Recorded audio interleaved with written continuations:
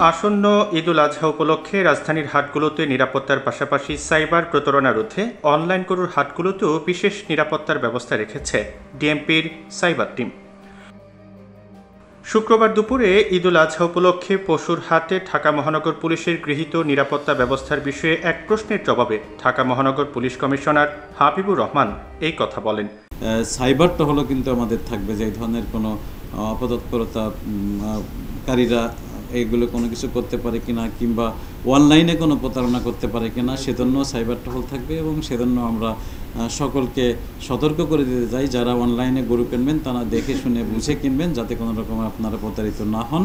আর আমাদের যে ধরনের প্রতারণা এবং অজ্ঞান পার্টি, মলম পার্টি এইগুলো থেকে থাকে আমরা বিভিন্ন সময় দেখেছি, সেটির প্রতিরোধের জন্য ব্যবস্থা রাখা হয়েছে। এ সময় ডিএমপি কমিশনার বলেন, যারা গরু কেনাবেচা করবেন তাদের নিরাপত্তার জন্য গোয়েন্দা পুলিশ কাজ করবে। ঢাকা মেট্রোপলিটন পুলিশের পক্ষ থেকে এই হাটের নিরাপত্তা উপলক্ষে ব্যাপক কার্যক্রম গ্রহণ করা হয়েছে।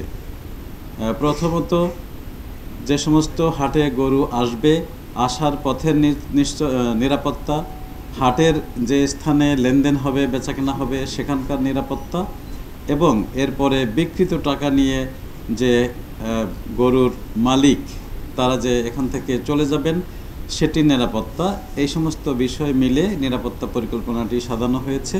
ডিএমপি কমিশনার বলেন, যদি কেউ এক হাটের কোরবানির পশু অন্য হাতে নেওয়ার চেষ্টা করেন, পুলিশ এ বিষয়ে যথাযথ ব্যবস্থা গ্রহণ করবে। আমরা সকল গরুর হাটের যারা ইজারাদার তাদেরকে বলেছি, তারা যেন তাদের হাটে যে সমস্ত গরু আসবে বিভিন্ন খামার থেকে বা বিভিন্ন অঞ্চল থেকে, সেই ট্র্যাকে তারা যেন সেই হাটের নামটি, মোবাইল ফোন নাম্বার সহ লিখে দেয়, যাতে এক হাটের গরু অন্য হাটে যেতে না পারে। যদি সেটি যায় তাহলে তাদের বিরুদ্ধে, বা কেউ যদি জোর করে নেওয়ার চেষ্টা করে বা করে, তাহলে তাদের বিরুদ্ধে আইনগত ব্যবস্থা গ্রহণ করা হবে। এছাড়াও কোরবানির পশুর হাটে নিরবচ্ছিন্ন বিদ্যুতের জন্য বিদ্যুৎ বিভাগকে অনুরোধ করা হয়েছে বলে জানান ডিএমপি কমিশনার।